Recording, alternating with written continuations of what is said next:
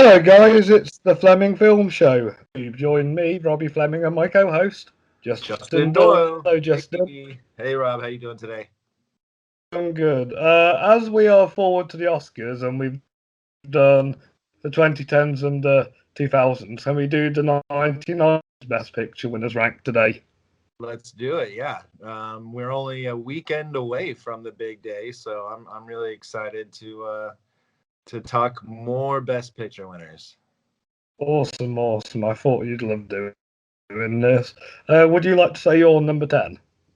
All right, so my number 10, to no fault of its own, just happened to win in a year where it shouldn't have. Is it a good film? Yeah, absolutely.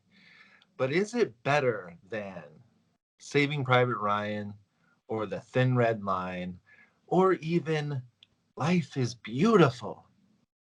There is no way that Shakespeare in Love is better than those three movies. So my number 10 is Shakespeare in Love. That's quite funny because I watched that film recently for the first time, and that is my number 10 as well. So I can jump on board with you. How bad is Gwyneth Paltrow in this film? Um, well, she's not the greatest actress out there. She does have her moments. This was not one of them. This wasn't Ben's moment, but you know whose moment it was the Fiennes. Joseph Fiennes. This actually is a really good showcase for him in this film. Doesn't make it Best Picture winner though, worthy. After you just seen it recently, what's your biggest gripe? What do you mean by gripe? Gripe meaning like, what's your biggest reason for disliking it? I feel like Gwyneth Paltrow should not have played that character. I think she kind of lets the film down. Replace her with Kate Winslet. I know Kate Winslet isn't a good actress either, but she would do better in that role. And I just feel like a British actress would have been better than an American who struggles to do a British accent. Yeah, well, I mean, what were they thinking? I mean, I don't know. What were they thinking? Maybe they just knew that she was going to be a starlet, somebody that people looked after. I think she had done Emma right before this, maybe. So she is a star, but she's just not like the best actress. And to me, the best picture should be everything encompassing. So not only a good picture, but it was well directed, great production, great sound, great acting. And this had a lot of those elements, but it didn't have the best directing because she didn't she wasn't the best actress that year. And but it did have production design, which is spectacular, and the sound is really good in this. Is the music, because it's old timey. But yeah, you gotta focus on acting, and they didn't do that in this one. But hats off to Joseph Fiennes. Him, I liked Colin Firth. He was good as the antagonist. Who doesn't love Jeffrey Rush? And Oh no, Judi I know. Dench was probably the best thing about it. And that scene where she gives her speech at the end was probably the best scene in the whole film. Yeah, I haven't seen it in years, but no, I know she's amazing. Judi Dench is amazing. Plus, yeah, Colin Firth, Jeffrey Rush is one of our greatest actors out there. I mean, he can really do everything, and he does do everything. And every time he's just a killer. But yeah, Tom Wilkinson's in this movie. Yeah, we have a lot of other British actors in there. Imelda Staunton, she's in the Harry Potter series. Jim Carter, he's in Downton Abbey. So yeah, all these British people, and then Gwyneth Paltrow. Yeah, yeah, definitely. Yeah. So, is there anything else you want to say on this film? No, but the director does love working with Judi Dench and Gwyneth Paltrow, because he also did the best Marigold Hotel and Proof. So he loves working with his ladies. Debt, yeah. Nice. My number nine. I'm going to say my number nine first. Is Titanic. How dare you? How dare you? That is your. It's one of the highest grossing films ever. How can this be your number 9? I don't hate Titanic. It's beautiful cinematography, and I love the effects in this film. But if you just cut the love story out, it would be so much of a better film. Do you like love stories normally? I do, yeah. Yeah. Well, this was pre-high school for me. I'm a little bit older, and I'm big on love. So I love the love story. But you're right. I mean, you can take that out and it'll still be a damn good film. But we needed something to make us want to worry about the people on the boat, on the ship. So that's why we got that. Um, but what else did you dislike, you think? I don't really dislike the film at all. I just prefer the other films on this list. Okay, gotcha. Okay.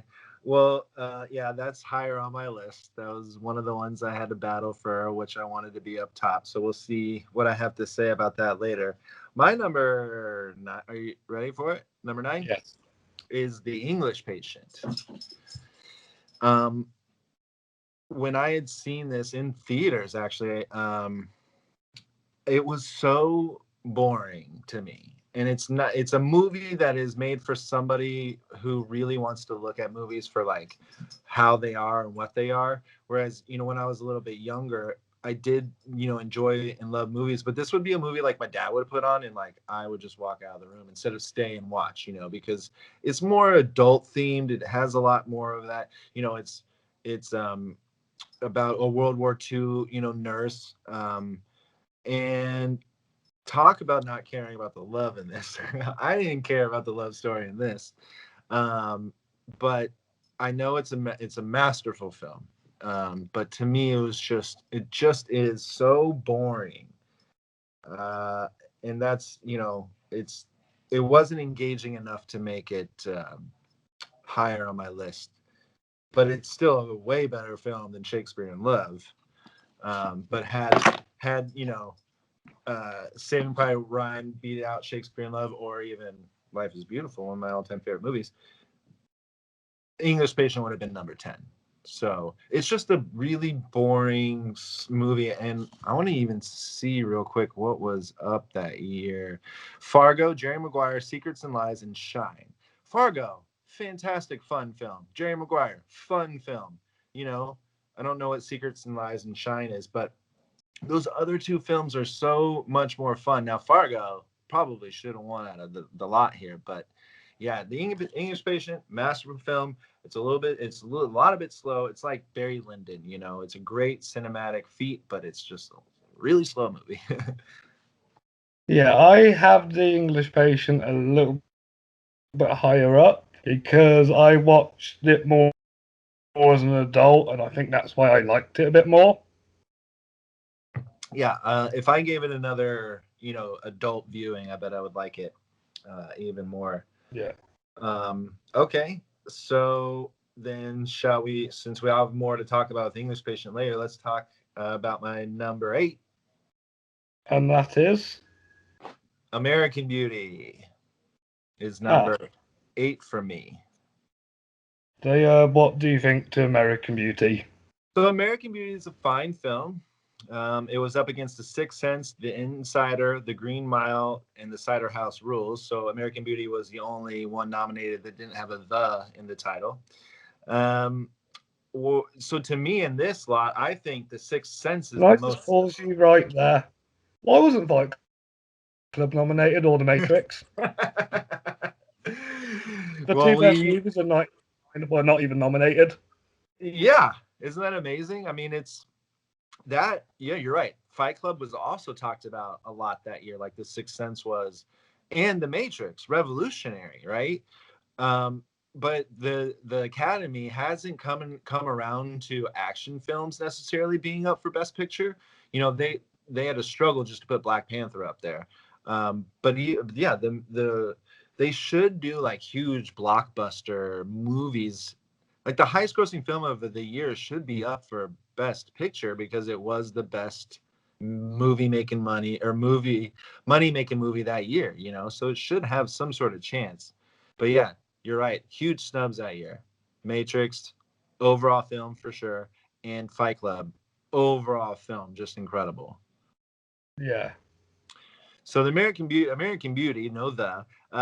just kind of, it's like one of those where it's like Green Book. It kind of just skated by, like everyone kind of enjoyed it, you know, so it just kind of skated by it and just won it over all these other ones. Whereas like the Green Mile on a huge movie spectacle is way better than American Beauty, and so is The Sixth Sense because we hadn't seen that before. Like a horror film being up for Best Picture hasn't happened, you know, since one movie that we'll talk about later. But it just doesn't make any sense why American Beauty beat out, you know, the Green Mile and The Sixth Sense at least. But you know, Kevin Spacey, great job. Annette Bening, really good. We got to see who do I like, the young lady in that movie. You'll mean Thora Birch, yeah, Thora Birch. She's incredible. I mean, we watched her grow up pretty much, and she kills it.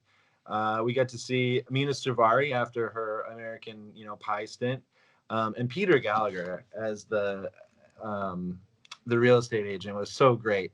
But you know, again, I think it just kind of skated by and float by. But at least to me, it wasn't as boring as English Patient, which is why it's above. And then it's definitely a better film than Shakespeare in Love. So that's why it's my number 8. Yes. We'll talk more about American Beauty in a bit, because that's a little bit higher up. I'm number 8 will probably give you a heart attack, because I know how much you love this man, but my number 8 is Braveheart. That's okay. That's Good. okay. I love Mel Gibson. Tell you this. Yeah, as an actor and a creator, I love Mel Gibson. Yeah. You see, I'm from Scottish heritage. My grandparents on my dad's side are Scottish, and I hate Mel Gibson's Scottish accent in that film. It's understandable. But he did create one of the biggest, you know, biggest lines in, you know, cinematic history. One that is always going to be repeated. I love that scene. I love we make our lives, we'll never take our freedom. I like the scene. I like the scenery. I kind of like what he was trying to do with the film, but I don't know. I just feel like as somebody from Scottish distance, it's not really like the accurate story of what happened. Did you like the action at least, and the whole like war theme and a period piece? Yeah, I like all that bit. It's just kind of like the history behind it and Mel Gibson's performance. Like if it was another Scottish actor like Ewan McGregor or Robert Carlyle, it probably would have been a better film. Yeah, it's interesting when a director directs himself in a movie, and as the lead, because you're wearing so many hats. To me, it looked like he was caring mostly about the film than he was about his performance. Had somebody else either acted in that position or somebody else directed the film, maybe he could have focused on his, you know, accent more and on his, you know, performance. Because yeah, he's as a character, he's the weakest in the film. But overall, the movie itself is just brilliant. And Angus McFadden, Fadyen, who played Robert the Bruce, he reprised his role last year. There was a movie that came out called Robert the Bruce. Did you hear about this? I think so. It was kind of an underground. Very, hit, yeah. wasn't it? I haven't seen it, but I just thought that was super interesting that they would reprise a role and give him his own film pretty much. And it was the same actor. It was pretty impressive. Yes, yeah, I heard that. You know the film Notorious about Biggie? Yeah. Yeah, apparently the guy who plays Biggie in that film is later in another film playing Biggie as well. Oh yeah. He came into my restaurant once. and people would just like every time somebody walked by him, he'd be like, "Hey, you're young Biggie." And he's like, "Yeah, yeah." So yeah, I like when they use the same actors in the same role, especially if they do it well. Yeah, definitely. I take it Braveheart's a little bit higher for you then. Just a little, because my number 7 is Unforgiven. Snap. My number 7 is Unforgiven. Oh yeah, we have a match. Unforgiven. Go ahead and you start off on this one. It looks beautiful. It sounds beautiful. And Clint's directing is amazing. But I feel like there's two things that let this film down. I feel like apart from Gene Hackman and Richard Harris, I feel like Morgan and the Clint aren't like strong as their other performances. Gene Hackman and Richard Harris are quite good in their supporting roles. But I just kind of like feel like the two leads are kind of a bit like just kind of like not trying as hard, and the story does kind of like drag in small places, and that's why I put it at number 7. Yeah, I to me this falls in that same category where when you put yourself in a movie that you are also directing, you're going to get one thing or the other. Yes. Um, is there any bigger star than Clint Eastwood right now in this time? I mean, he's coming fresh off of all these westerns. Probably not. But he put himself in there because he knew his name would draw, characters, or it would draw an audience. But yeah, the supporting cast in this is really what shines here. Um, I mean, you have Morgan Freeman and Gene Hackman. Do you want anybody else in your film? I don't. I want it.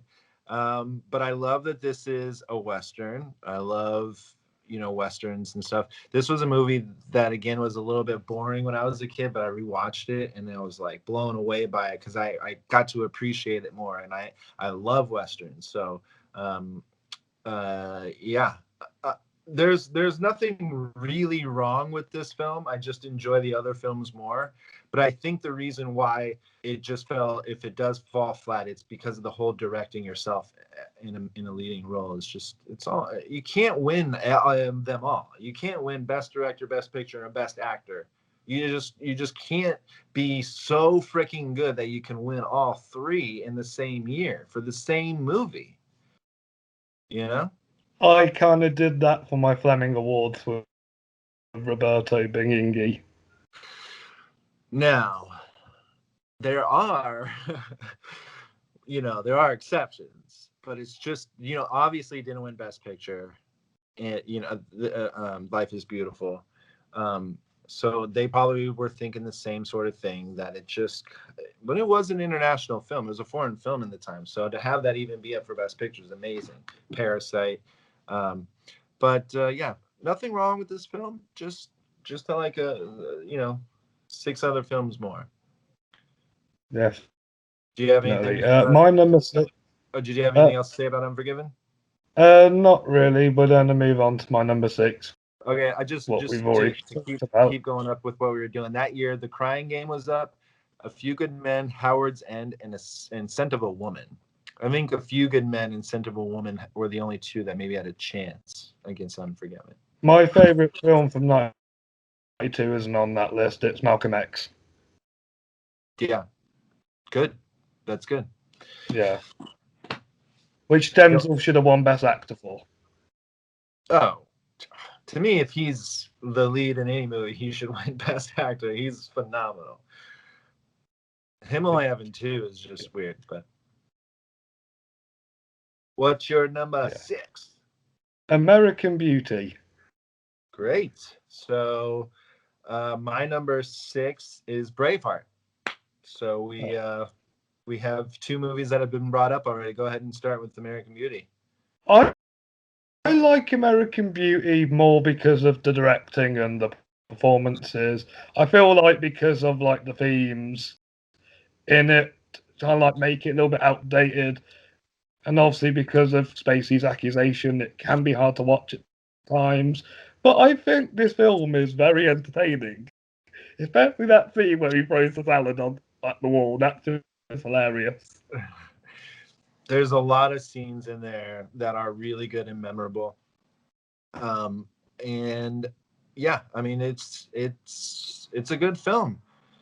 Um, but I have to say the same. It beat out movies that were really groundbreaking, and this wasn't really too groundbreaking. But yeah, it's a pleasurable film, very entertaining. I think, unfortunately, Kevin Spacey has those accusations against him. But if that didn't happen, this is a movie that you can offer up to anybody and tell them that go watch this because they'd enjoy it. I still know people that have watched this film since the accusations and still liked it. So Good. Yeah, that's really good. Yeah, but I don't know if anybody's recommending it. If it comes on and they see it, they're like, "Oh, okay." But I don't think people are like, "Hey, go see this American Beauty. It won Best Picture. Yeah, Kevin Spacey's in it, and we don't watch movies." But anyway, yeah, pretty good. why do you like Braveheart more than me? I'm a war movie guy. I just love war and action and murder. Only on screen. And I just feel like this movie had a lot. Um, yeah, I mean, I love Mel. I thought his direction was good. I think it's worthy of Best Picture. Let's see, this was Apollo 13, Babe, The Postman, and Sense and Sensibility. I think the only other one that had any chance was Apollo 13 that year. Nice to see Babe up though. That's crazy. But no, Braveheart is just a solid film. Yeah, just like I said, we have great lines coming from it where it's in movie lore. Everyone knows it. They put it on, best quotes, 100 best quotes in movie history. That's on there. That's a huge feat. So I think this one just kind of broke some boundaries, and have it being a period piece is also great. Um, and I love Mel, so I got to give it up to him. Nice, but you don't like his accent, right? Uh, exactly. Yeah. The accent is kind of like in Doolittle, but not as bad. Yeah. It just kind of like feels like Twin and Oscar. You have to do a bad British accent. Yeah. Uh, and he couldn't. What is he, Australian anyway? So I think he was born in America, but he's lived in Australia his whole life. yeah. Yeah, so he just doesn't even know what accent that he should be speaking. He just doesn't even know. Unfortunately for him. Yeah. What's your number 5? Just these five are really tough. Um, and I don't know. It was tough between these five, but coming in at number 5, only because in my opinion the other 4 are just slightly better, is Silence of the Lambs. That's a little bit higher. I've gone with Dances with Wolves. I'm surprised it wasn't lower. Dances with Wolves for you. So Silence of the Lambs, it's almost a perfect movie. I mean, it's groundbreaking. It won director, picture, actor, supporting actor, or actress, and I think screenplay. And for you to get the top 5 is just like unheard of. There's only been 2 or 3 films that have done it in history, and this film did it, and it deserves it. Talk about like a performance. He's only on screen for like 11 minutes, and Anthony Hopkins won Best Actor, and it's because of how powerful his performance is. This movie, it's sickening. It makes you think. It's gross, like disgusting. Also, it's a horror film, and that's what I was saying about The Sixth Sense. Like, this is a horror film. This is something that has jump scares in it. It'll, a murderer. uh, he's a doctor as well. You have your investigator, and you have chemistry between 2 people who aren't supposed to have chemistry with each other, which is the good guy and the bad guy. It's almost a perfect film to me. I say put Anthony Hopkins on screen just a little bit more, and I think you have a perfect film here. But you know, no fault of its own because it should be up at number one, or because it is almost a perfect film. But Silence of the Lambs is number 5 for me. No, so I have a little bit higher. So I'm going to talk about Dances with Wolves, which again is a film I saw more recently. Yeah, I have that up a little bit higher. Okay, so Dances with Wolves really showed me how talented Kevin Costner is. He is a really good director, and I want to see him direct more films. And I do like his story because I like how it shows the cowboys and the Indians, not just one side or the other. And in very big ways because this isn't a spoiler, but he actually has to adapt to their way of living and being together and when in a time where you don't, it's like cats and dogs. You're not allowed to live together and be together. You're against each other all the time. But yeah, this film, they mingled them up. They made us see both sides and why it was important for them to be doing what they were doing, and for the other side to be doing what they were doing. It's a smart film. And it's slow. It's a really slow burn. I mean, there's a lot of downtime in the movie and just watching him walk, him and his horse. So it's interesting that movie, being so slow, like The English Patient, can still go on and win Best Picture. Because this year we had Goodfellas, The Godfather Part 3, Ghost, and Awakenings. Would there be one that you would pick over that Dances with Wolves with that? I think you know the obvious question, Goodfellas. Yeah. Yeah. I I would go with Ghost because I really love that film and what it was. But yeah, there was no bigger actor than Kevin Costner at that time for me in 1990. Um, but yeah, I'll have more to say once we get older. Did you have anything else you wanted to say about Dances with Wolves? I And could. you just saw it recently, so how is it with fresh eyes?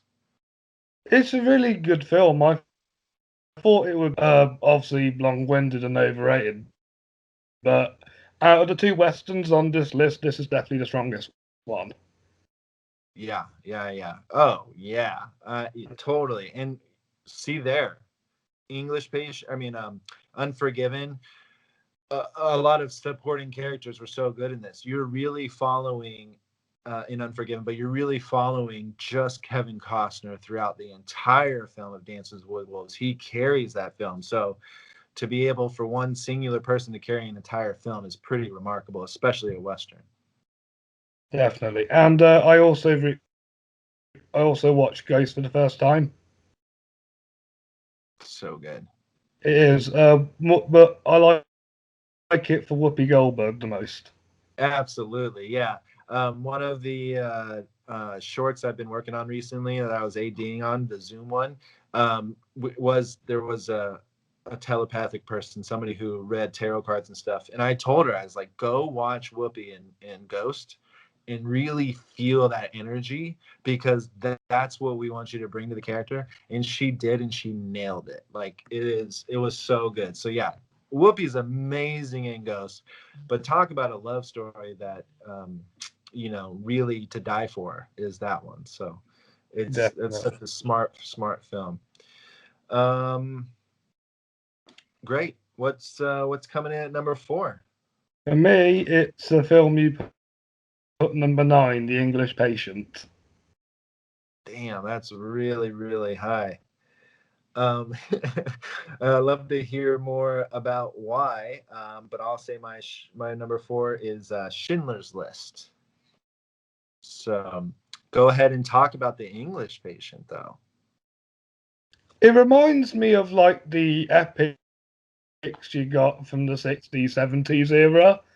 And that's what I like about it. I love the cinematography in that film because it makes everything grand. Ralph Fiennes, Willem Dafoe, and the woman that played the nurse were all phenomenal in it. Colin Firth was in this film again, and he was a good. He was good in it too. Her name is Juliette Binoche. That's the name. She is phenomenal in Really, it.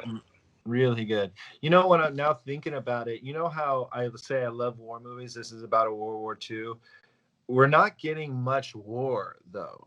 You know, whereas in like Braveheart, we're getting a lot of war and whatnot. But Pearl Harbor had both. They had they had the war part and they had the the love story and stuff and the nurse and um, not that it's a good film or anything, but I'm saying like it's either you could have like one or the other: a strong two-person love story war movie or a strong war movie battling. If you bring the both together, you get Pearl Harbor. I don't mind Pearl Harbor. No, yeah, it's a fun blockbuster film. It's a great blockbuster film. It has everything you need in a good blockbuster movie. So you like the landscape of it all and how brilliant the cinematography was in it, and the acting, of course. Yeah. Yeah. Cool. Well, yeah, my number 4 is Schindler's List. Now, I had just seen this movie a couple years ago for the first time. And I love Steven Spielberg, so I should have seen it earlier. But a black and white first, as a young kid, out. War before I started getting older, out. Holocaust, out. I was so blinded by what really matters in movies but I'm so glad I waited, because Schindler's List is a phenomenal, phenomenal movie. This is what I was talking about from a director, where you get the production design, you get the acting, you get the writing, you get the storytelling.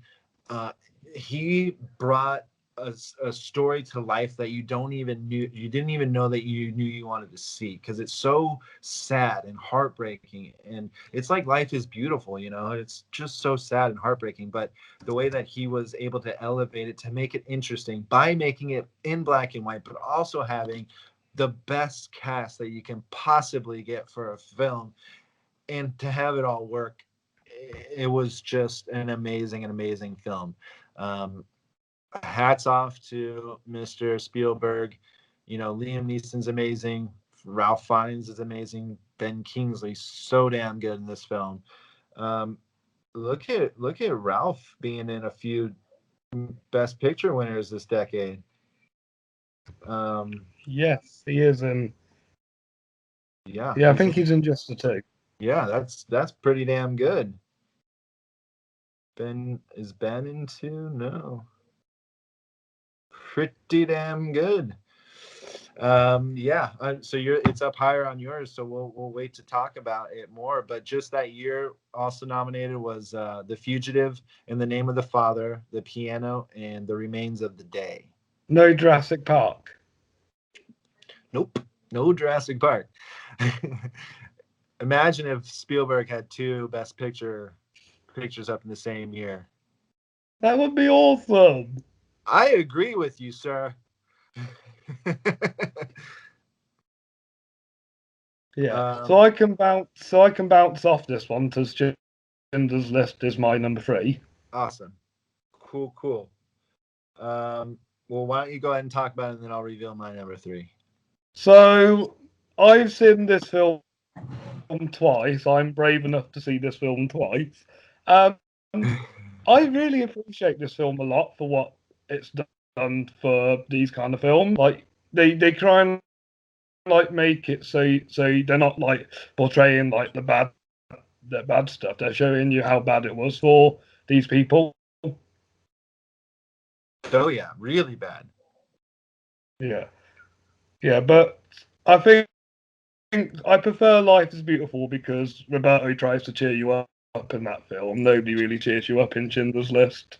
Yeah, it sure does. Um, yeah, this one's no cheering up. There is no cheering up. there is, Yeah, I mean, except for the end when you get to see actual people. That was really special. Um, but I don't want to spoil anything. yeah. And John Williams' music is beautiful. Janis Kaminski's cinematography is beautiful, and Michael Kahn's editing is phenomenal. I consider John, Janis, and Michael Spielberg extreme team. If it works, keep him. Keep it. I mean, he won Best Picture there, so keep it going. It's working. So you're doing something right. Would Yeah, you he's have? worked these three on like lots of different projects as well. Yeah, I mean, that's was my goal always, is to have like people that you can always just work with all the time, director, producer, writer, whatever. So then you always know how to work together, and the dynamic, and you make good stuff, you keep doing it. Would you have picked any other movie for Best Picture this year? The Fugitive, In the Name of the Father, The Piano, or The Remains of the Day? I've only seen The Fugitive out of Right. them. Yeah, same. I don't. Yeah. So no, I think Schindler's List is deserved of that year then. Yeah, but at least The Fugitive's an action film, so we got Yes. an action film in there. Yeah, yeah. But also Harrison Ford, so Yeah. can't go wrong there. All right. Well, my number 3 is Titanic. Would have put it up even more, but I love the two films more. Yeah, Titanic. It's stuff I've already said. One of the biggest films ever, ever, ever. I love the love story, especially during this time. I was like enamored by it. I saw this movie twice in theaters, in packed houses, like they were sold out, and I remember them exactly how they were. I don't care for Leo, and at least in this point in my life, I didn't care for Leo.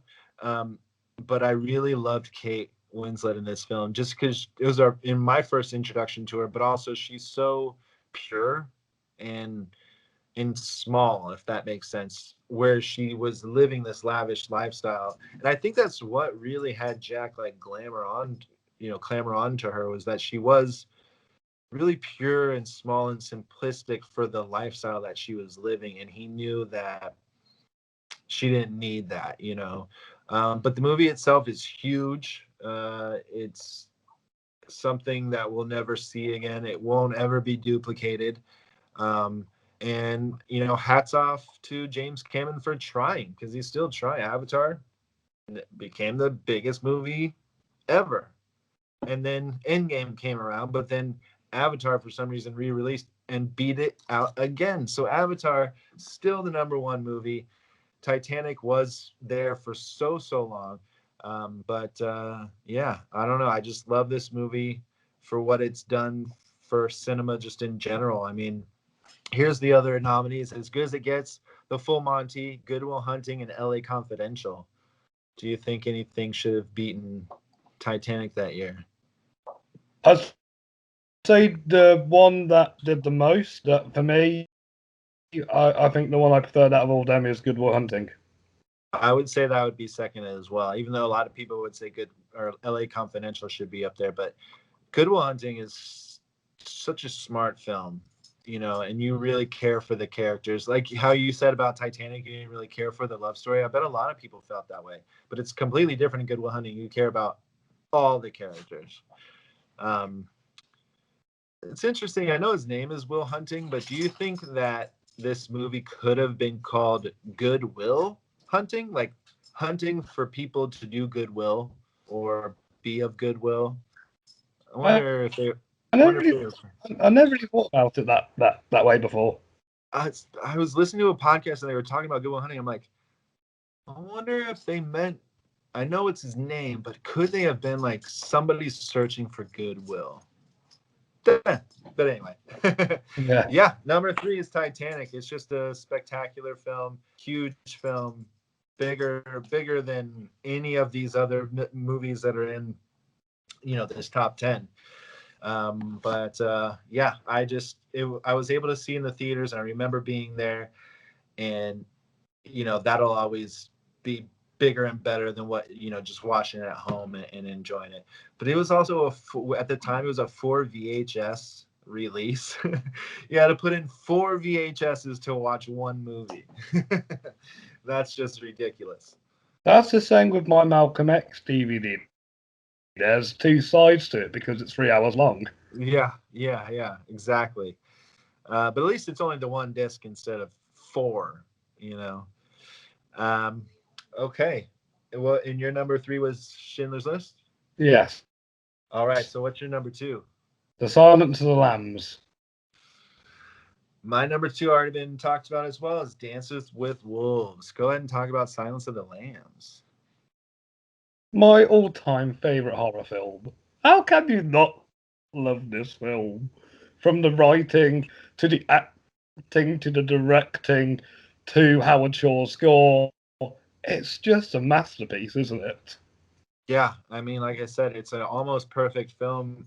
Had I not enjoyed others more, it would have been higher as well. Um, it's it's it's just so smart, you know, and it seems like they got it right where they searched and researched for real, you know, investigation and how it's supposed to be and isolation, you know, and how to be in jail and such. They really did the research to make it a really, really good film. Definitely one of the best. I love Jodie Foster in that film as well. Yeah, I mean, she hasn't been better than that because she's so perfect, you know. It's just hard to beat perfection when you're already so perfect. Same with Anthony Hopkins. Here's the other films nominated that year: Beauty and the Beast, Bugsy, JFK, and The Prince of Tides. What do you think? The two films that should be nominated are Boys in the Hood and Terminator 2. Well, I couldn't agree more. We know JFK is huge on a supporting actor level. Beauty and the Beast being an animated feature coming in and getting a nomination is pretty sweet. But yeah, out of all these, I'd have to say The Silence of the Lambs very deserved of its win that year. Yeah, yeah, deserved it. And it's iconic. Plus, again, talking about, you know, quotes from movies, lots of quotes come out of that movie. Lots and lots and lots. So, what Um, do you love Dances with Wolves? yeah, so I just love it. I mean, it's for it being such a slow burn. I just thought that was when I was younger. My dad put that on. I just sit down and watch it with him. I, I mean, you know, the scalping is a little bit hard to take, but it's also not as like crazy. It's not like a face being blown off and gore and everything. It's still like nicely done if it can be nicely done, you know. And it just was believable. It was real. It's scary because of the Indian cowboy sort of like dynamic. You're like, I'm actually worried for his life. Everything. The girl is beautiful in that movie, and how they were able to connect on a level where they can't even, you know, really connect in the same sort of life that they're living. They were still able to come together and break off from their worlds and come together as one. I just think it's overall a great film. Um, Dances with Wolves. I mean, I want to dance with some wolves. Such a cool DVD poster cover as well. I love the writing, and him and the wolf is just great. It's a good film. Nice, nice. I believe it's happened again. We have the same number one. Would you like to say it? Our number one, let's say it together. Our number one is Forrest Gump. Forrest Gump. Yeah, Of of course, course. 1994 is the best year ever. Yeah, sure. Four Weddings and a Funeral, Pulp Fiction, Quiz Show, and The Shawshank Redemption, all up for Best Picture, as well as the winner, Forrest Gump. I mean, my personal favourite is Pulp Fiction, but you can't really doubt Forrest Gump. Yeah, and a lot of people would say Shawshank Redemption should have won that year because of how great of a movie that was. Um, but Forrest Gump, I mean, talk about one character, like I said, with Dances with Wolves, and we follow him the entire film, and he really made us like care about Forrest and love him, and we felt sorry for him, and at every turn, from him being, you know, born for his legs, and then to him being called, you know, like retarded, to meeting, you know, the president and pissing himself. I mean, there's so many things, or saying I gotta pee. There's so many things in this where you could have.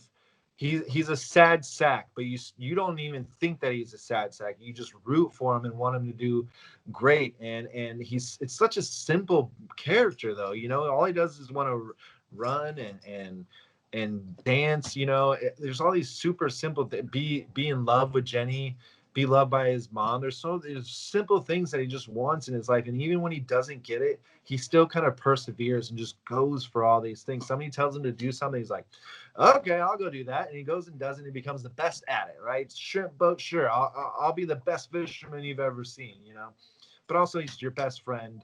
You know, to Lieutenant Dan, to Bubba, he's always going to be there for you. Forrest, run to your heart.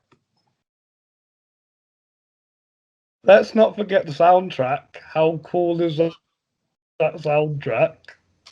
Yeah, well, you know more than me about sound and stuff. So I know it had that 60s, 70s soundtrack, especially at the beginning.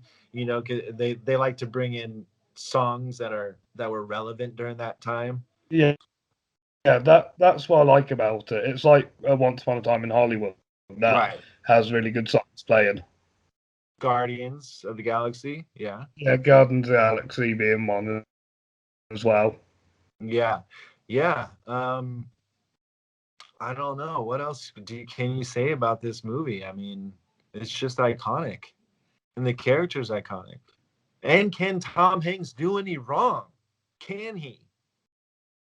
I think this is. I don't think he can get better than this. No. No. I mean, Philadelphia, no. Even though, yes. But yeah, I don't think he's gotten any better.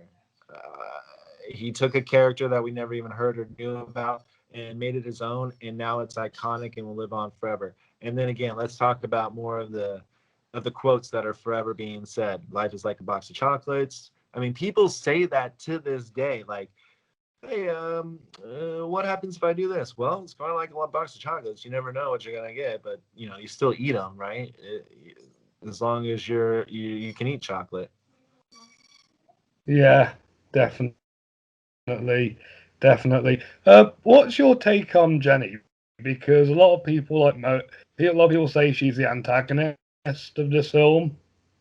Well, I mean, yes and no, because when they're young, I that's when you feel the love from the two. When they're really young, when they're kids, you know, they're not in love, but they love each other as friends, you know. And that's my favorite Bond, because he wanted to help her in that sense, and then always still wants to help her all the way through the movie, even though she shits on him and, you know, cheats on him and breaks up with him. And I mean, it's real to me. That's real. I know she may be looked as the antagonist in the movie, but that's real. Girls do that to men, and men do that to girls, and guys do that to guys, and girls do that to girls nowadays, where when you know that you have them latched on to you, you can manipulate them. So you may not need them now, but you'll want them again later, so you can always know that you can come back. It's not healthy, doesn't make it right, but to me that was just so real. And um I can't fault her, but she also did an amazing job. Robin Wright is so good in that film, and she's sexy, really good looking. She's a great actress. Yeah, absolutely. What do you think? Do you think she's the antagonist? Yes, but no. Like you can still see in the film that she still cares for Forrest. Like throughout the whole film, you can see in her character, like even when she's not with Forrest, she still kind of cares about him. Yeah, yeah, absolutely. Yeah, I don't know. I know more about this movie and have seen this movie more than any of these other films, um, and it's for a reason. It's because it's the best of the group. So, Forrest Gump, my number one. Yeah, my number one too. Yeah, I think whoever won Best Picture in '94 would have just been top of this list anyway, because Pulp Fiction and Shawshank are both masterpieces as well. Yeah, and if you're able to beat those two, then yeah, you deserve to be number one. Yeah, definitely. Right, shall we do our good old-fashioned run-through? Let's do it. My number 10 is Shakespeare in Love. My number 10 is Shakespeare in Love. We we we bookended on this one. That's good. My number 9 is The English Patient. My number 9 is Titanic. I have American Beauty at number 8. I have Braveheart at number 8. I believe we tied on this one. Unforgiven at number 7. That is correct. Unforgiven at number 7.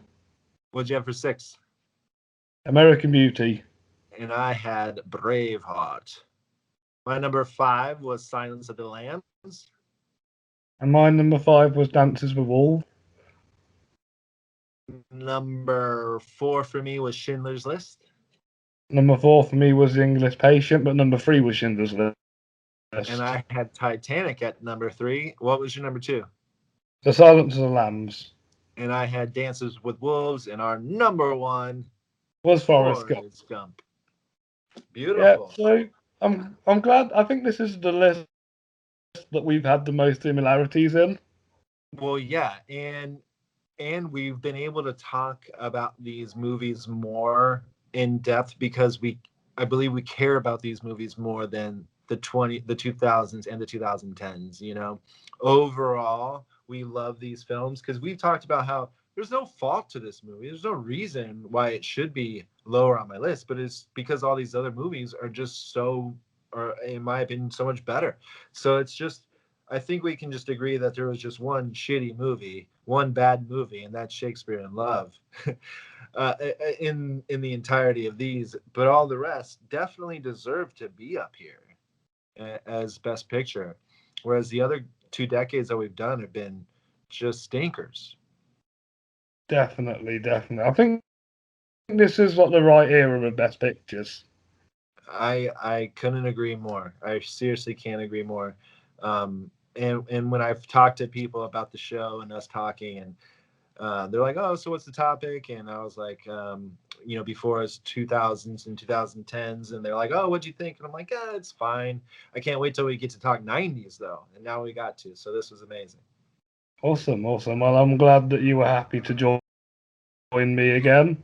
As always, yeah, and a week before the Oscars, so that's really exciting. Awesome. Before you go, I just wanted to ask, how did you feel about the BAFTAs?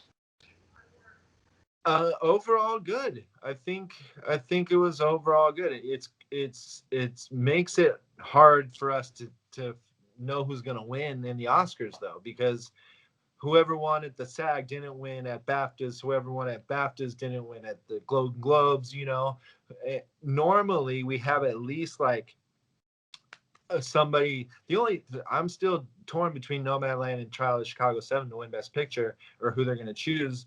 But even though Nomadland has won more, but normally, like, yeah, Best Actor, like Chadwick Boseman he's won all of them, but he didn't win BAFTA. So it's like now I'm conflicted and confused again.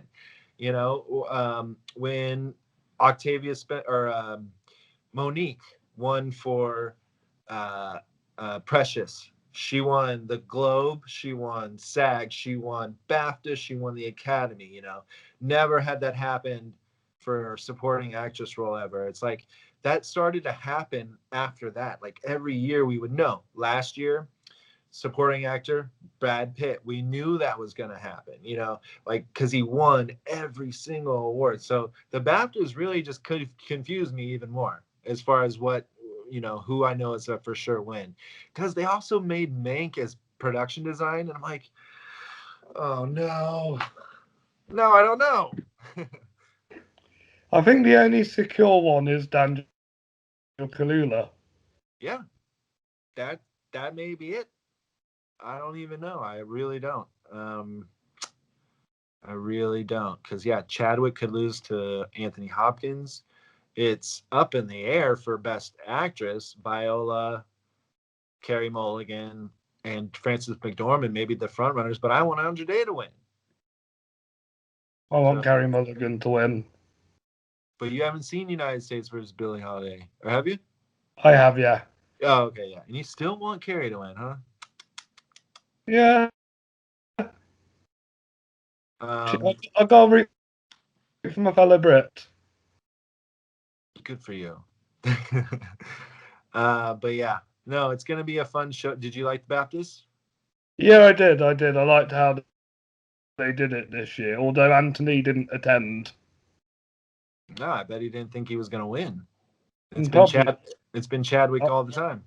yeah. Yeah. He'll be there at the Oscars for sure. Guarantee. Unless he feels like he's too like old and feeble to be in the COVID, kind of atmosphere, maybe. Will they just Zoom it or something with him on there if he wins? Well, actually, they said no to that this year. You're either there or you're not there. They said that this year. You got to be there, or you won't be on. There's no Zoom. They'll have your photo, and then if you win, they'll say, "We accept this on behalf of Anthony Hopkins." If he doesn't show up, well, like Chadwick Boseman gets his wife to be the accept the award, but Yeah. but yeah, all these nominees, if they don't go, picture only, no Zoom. Right. I'm going to be looking forward to the Oscars. And thank you for coming on today.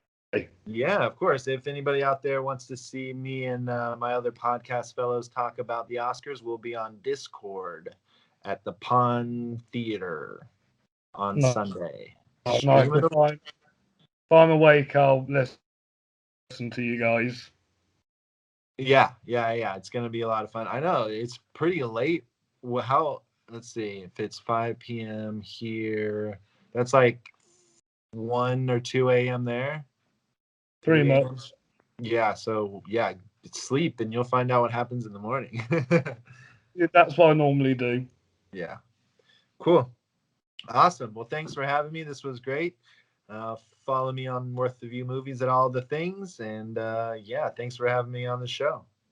And obviously, mine and Justin's social media accounts are at the bottom. And obviously, I do want to thank the lovely patron supporters, Ben, Sean, and the Country Filmmakers, too. Yeah. Thanks, you guys, for supporting Rob. He deserves it. Nice one. Nice one. All right. Thank you for listening, guys. And thank you, Justin, for appearing on today's show. We'll see you very soon. All right. Yeah. Thanks, you guys. And thanks, Rob. We'll talk soon. Talk soon. Bye bye.